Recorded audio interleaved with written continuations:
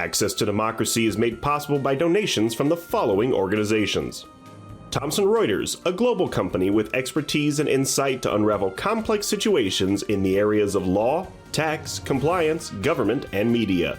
Their worldwide network of journalists and editors keep customers up to speed on relevant global events. Thomson Reuters, the answer company. The division championship Minnesota Twins are looking to go all the way to the World Series in 2024.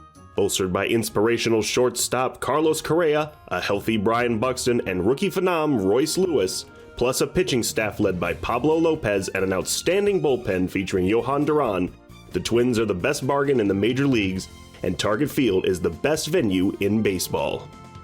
Sheridan Dulas & Kins, PA, a family and criminal defense law firm, has been serving clients in Dakota County and throughout Minnesota for over 40 years. Ranked a Tier 1 Best Law Firm by U.S. News and World Report every year since 2009, Sheridan Dulas & Kins are here to help you in your most difficult life circumstances. Established in 2007, 45th Parallel Spirits was among the first 50 micro-distilleries in the United States. Based in New Richmond, Wisconsin, all aspects of production occur at our facility. If you're interested in visiting and learning more about the 45th Parallel Distillery, please check our website and plan a visit to tour our facility and taste our spirits. Truestone Financial, with locations in Minnesota and Wisconsin, has proudly served its members since 1939. Truestone engages, educates, and supports its members to ensure they have the tools to empower their financial well-being. Truestone Financial, your neighborhood credit union. Learn more at truestone.org.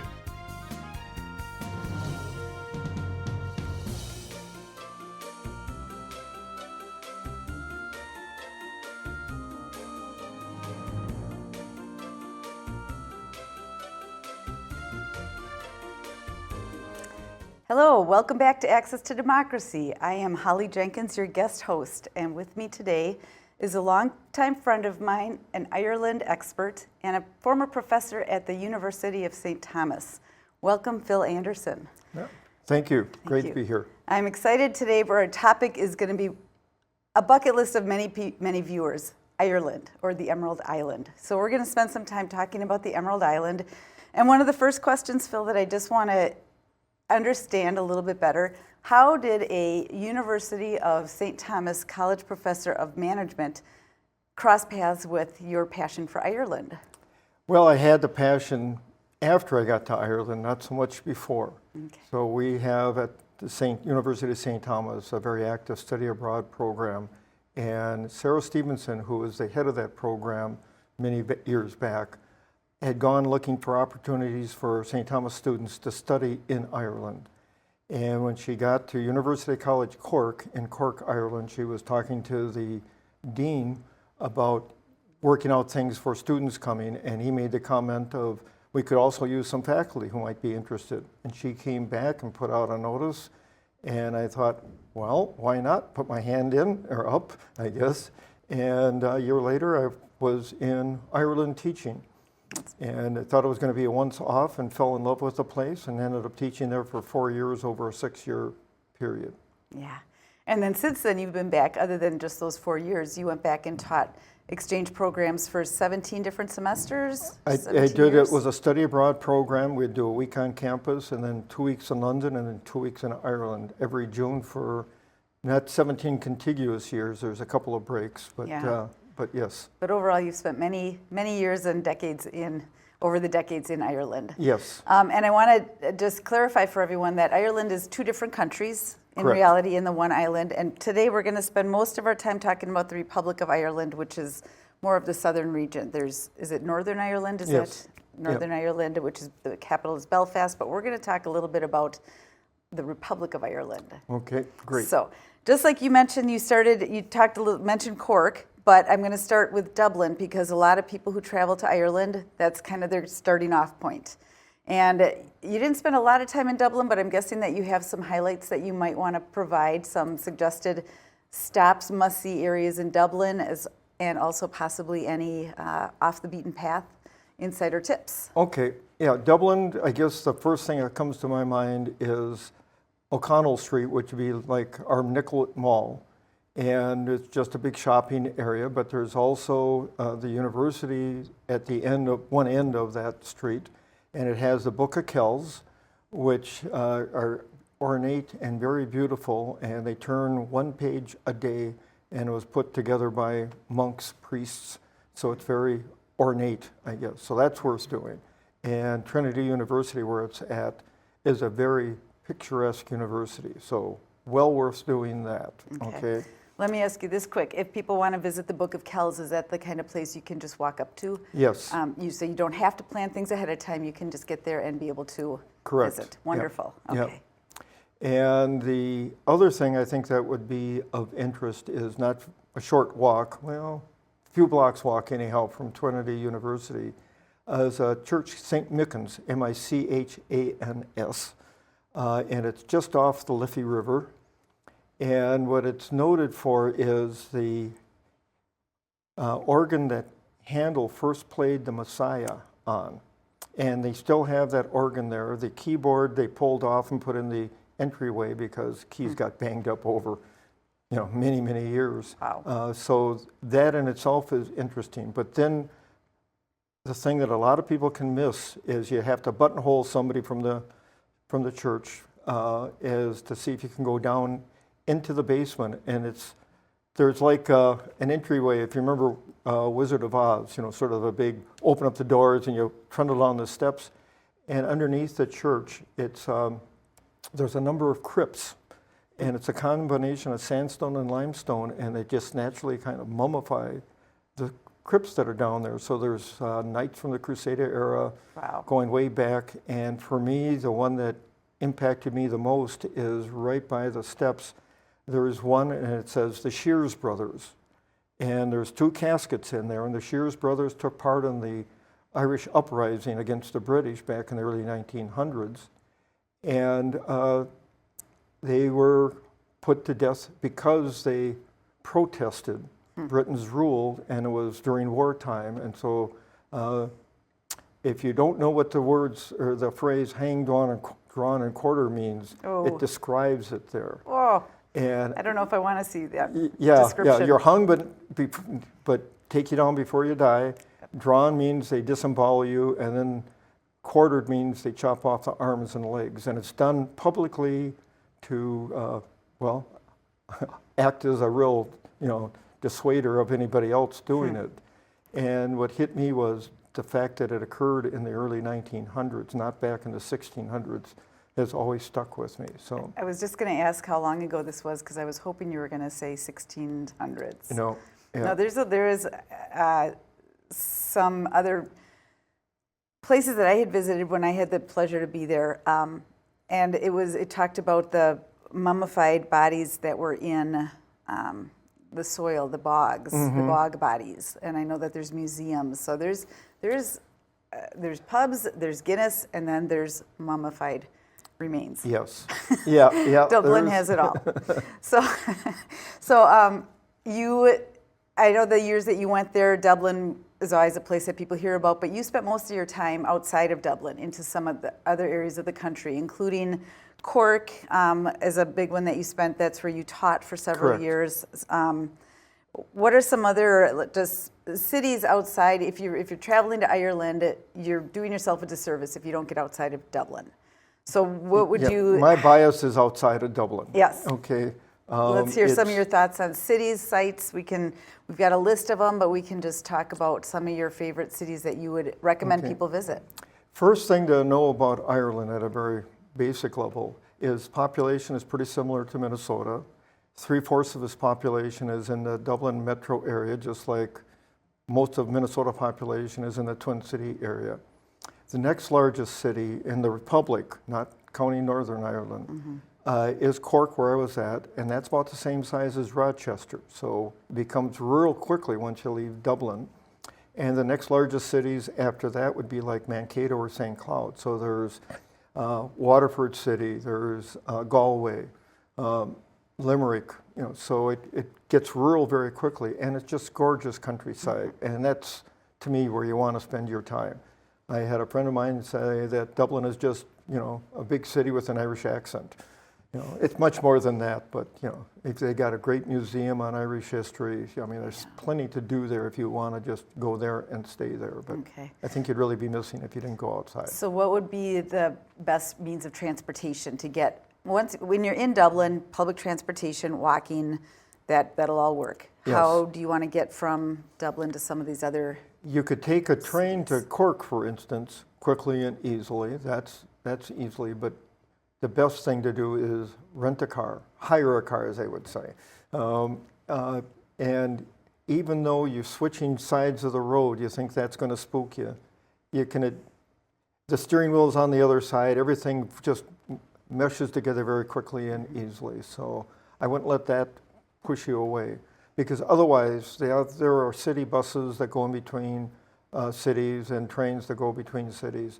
But you're going to spend a lot of time waiting for boarding and all of that. And this way you can move when you want to, number one. And number two, explore little side spots. That's one of the things that I enjoyed when I lived there. On Sundays, I would have seen something in the paper and I'd just drive down the road heading, and then I would say, okay, I'll take the next left turn and I will see if I can find that little town that was in the paper.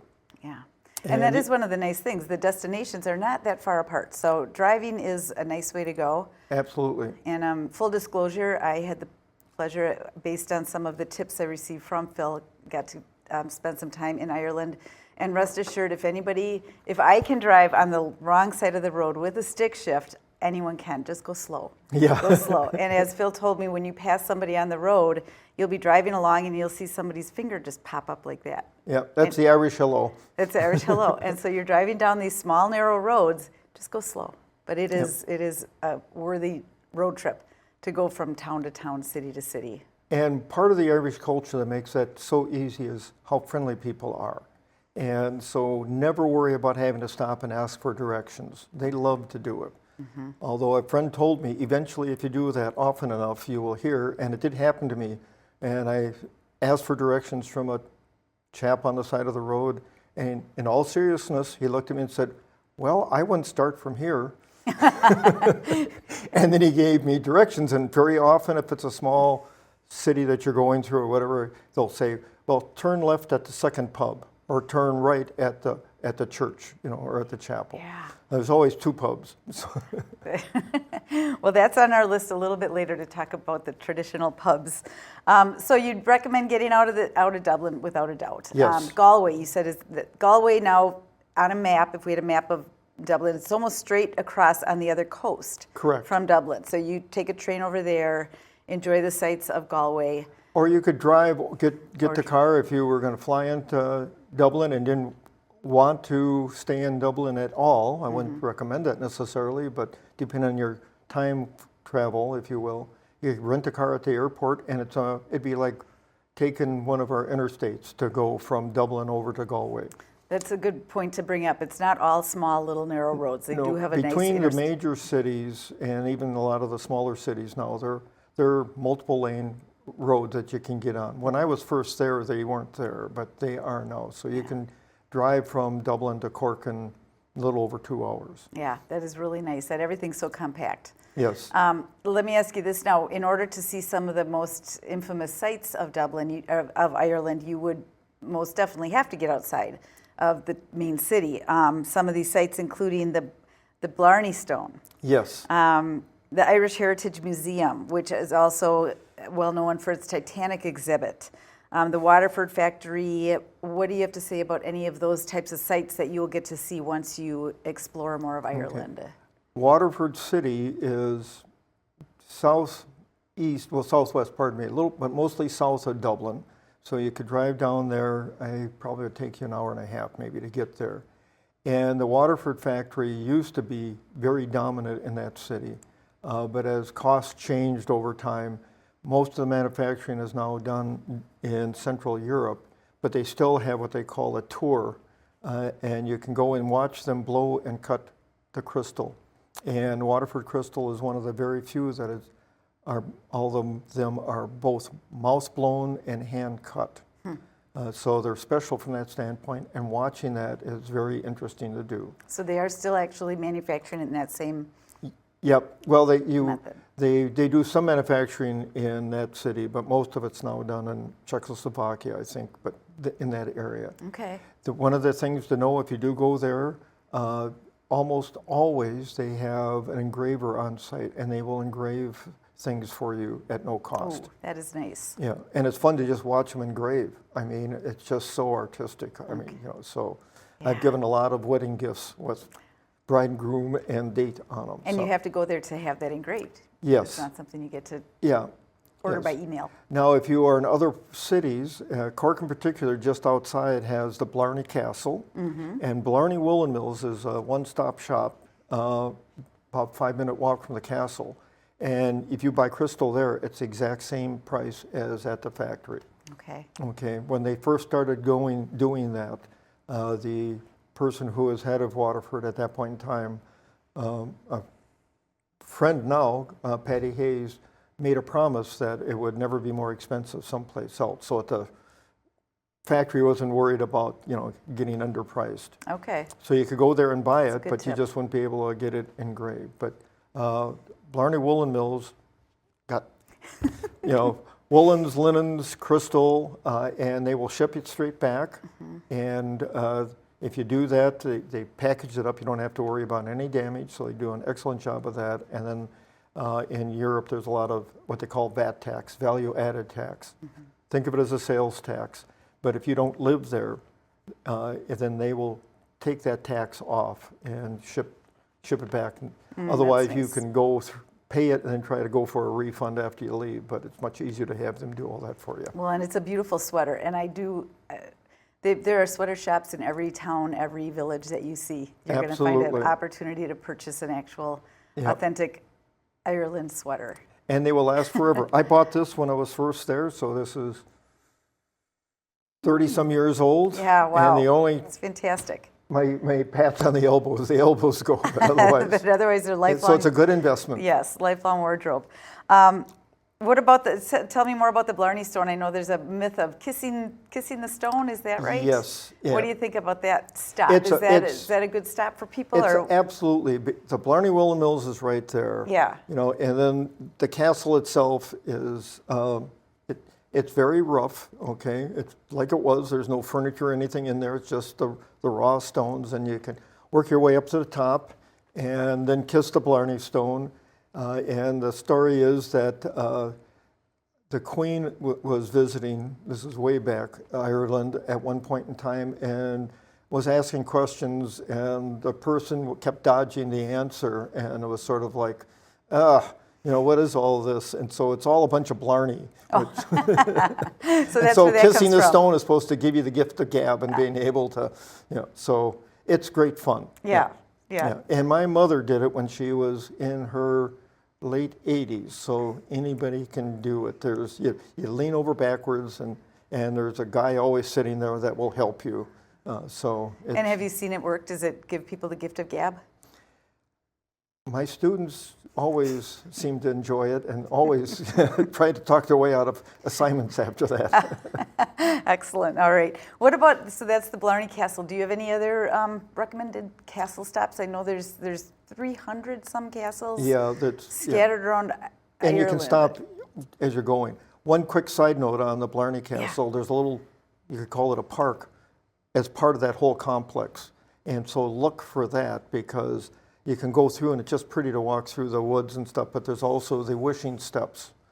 And I would always take my students over there, and it's almost like it's stone kind of covered, and the myth is that you start at the bottom and you make a wish, close your eyes, and you go up the steps backwards, turn around and come back down backwards. And if you don't open up your eyes, your wish will be granted. Excellent. I might have to go back. I haven't tried that one yet. So it's just a fun, That is fun. fun little side experience. Absolutely. And one of the other real famous castles is Bunratty Castle, which is just outside of Limerick. And that is worth a stop. It's got kind of furniture and stuff in there, so you get kind of a feel of things. They hold a dinner every night. Expensive. I don't know that I think it's worth it, but if you really want that, sit down, and They give you mulled wine and, play out sort of. Right in the castle. Yeah, right in the castle. And then as part of that complex, there's a fee to get in, which is, I think, about $15, so it isn't much. Besides the castle, there's a village laid out so you can kind of see what things were like back in the 1800s. And that is worth walking through and seeing some of the old huts. And they always have peat or coal, one of the two. And when you walk in, you can just smell it and get a sense of what it would have been like to have lived there. Oh, excellent. And that's Bunready Castle. Yes. All right. Keep note of that one. When you're driving through all these cities, of course, Ireland is well known for its unbelievable landscape. And if people are going to travel around Ireland, along the coast, through the interior, you're going to see items, the Ring of Kerry and Dingle Peninsula, the Cliffs of Moher, and the Wild Atlantic Way. What do you have to say about any of the must-see stops for people who are wanting to just get out there to see the landscape? If you get up in that region at all, going north towards Galway, the Cliffs of Moher are on the coast. You can stay on the freeway and miss it, but no, get off and take a nice little side road after you leave Limerick City. So you could go to Bunready Castle. And when I took students, we had a 3-day weekend at the end, after we finished classes. And we'd leave Friday morning. We'd be up at Bunready for lunch, leave there, and we would go up to the Cliffs of Moher and then up to a little town called Dublin, which is right on, it's almost like a fishing village, but it's got a pub O'Connell's. There's other pubs that on weekends, Fridays, Saturdays, and Sunday afternoons, there's usually a local band that comes in and plays traditional Irish music. So it's, great night. Everybody joins in to sing. It's, so it's great fun. And on the way, if you're coming north that way and aiming towards going to the Cliffs of Moher, if you go through Lahinch to get up to the Cliffs of Moher, as you real close to that, you'll come into a town called Innistimon, and there's a little bakery there. And I met the owners, and I'd always stop in with my students. It's a quaint little story, but it was a German that was traveling, met Mary. There's a lot of Marys in Ireland, but the two of them got married. They've been running this bakery for maybe 30 years, and he's a real character. He looks a little bit like a jester sometimes with the clothes that he wears, but we would stop there as you're coming in. It's a mustard-colored building, and park and go in and tell them hi from Phil, and they're just a great couple and great bakery food. So. I have to attest to that story because while I had the pleasure to be there, I did stop at this bakery. And this gentleman came out and I said, I'm Holly from Minnesota, and my friend Phil said to say hello. And within seconds, I was getting hugs, my kids were getting hugs, and he sent us off with the largest box of pastries that you can see. And we went to the beach, and my son swears they were by far the best pastries he's ever had. Yeah, and he's a pastry expert, so okay. It is a fun story, and it's very, very true. If you tell him you're friends of Phil's, you're going to get yourself a donut or two. Tell me, the Ring of Kerry versus or Dingle Peninsula are two of the very well-known drives right along the coast on the southwestern end, I would say, of Ireland. What are your thoughts on either or both, if people have the time to do both, if they only have time to do one? My bias is Dingle more than Ring of Kerry.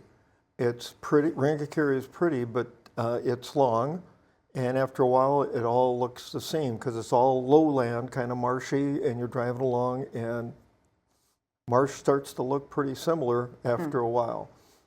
So Ring of Kerry, or the Dingle Peninsula, pardon me, just outside Dingle City, and we would leave at lunchtime after Blarney Castle, and no, pardon me, that was on the way back. We'd get up and spend a night, but on the way back we'd stop at Dingle from coming back from Dublin. And Dublin is about an hour and a half, maybe, driving along the coast up to Galway. So that gives you some sort of perspective. And Dingle is just further south along the coast. And it's a unique place. And on the peninsula, there's a big statuary that is really pretty. The custom is that you drive clockwise. And with the cars being on the opposite side of the road, that puts you as a driver sort of on the center line. And if you've got passengers, they can look out at the ocean, and there are times when the road, there's stone fence, but you can look right over the edge and see the ocean down below you. So it's, seems like it would give me a queasy stomach, but it's but then beautiful. you can get out and stop and park and, you know, and look at everything. It's just very pretty. It is nice to know if there's a change, if you don't want to deal with, there's much more traffic too around the Ring of Kerry, so you're going to be possibly sharing the road with tour buses and more traffic because fewer people visit the Dingle Peninsula. So that's a really good tip as well. So a trip to Ireland will truly be memorable only when you get to know the people a little bit. How do you feel about the welcome that travelers will get when they arrive in Ireland, and especially some of these lesser known communities? One of the things that has always stuck in my head is when I first got there and was meeting a local, and his comment to me was, well, Phil, you have to understand, there are no strangers in Ireland, just friends you have yet to meet. And I thought, oh, how, you know, cute. It's true. You know, now Ireland has changed a lot, and my Irish friends, you know, where Americans come in and they say, I don't want the small roads, I want a freeway. They always say, then don't come here. You know, we don't want to ruin our country just so you can travel a little faster. You come to take care, relax, and enjoy, and chat. The Irish love to chat. There are certainly some people that drive fast, but I was dating a woman for a while, and I tend to like to be on time, and we're running a little late, and I was pushing a little bit. And I suddenly felt a little tap on my leg, and she said, my grandma always said, it's better to be late than dead on time. And that good advice. It kind of, you know, and with the narrow roads, and so don't feel rushed. You know, you'll have people come behind you. There's usually little turnoffs, and you can just pull over and let the traffic go, you know, but they understand. Yeah. Wonderful. A visit to Ireland also, not last but not least by any means, wouldn't be the same without a stop at a traditional pub or two. What would be some of your favorite stories, or what can someone expect? Maybe you don't want to say anything, I don't know. But what can people expect in a traditional Irish You have to be pub careful visit? nowadays, because if you get in a bigger city, some of the pubs have become Americanized, okay? But most of the older pubs, they have little nooks, and you can get in with, you know, your group and just sit and chat, or you can go up to the bar and people start to talk with you. The whole thing is, yeah, it's there to go.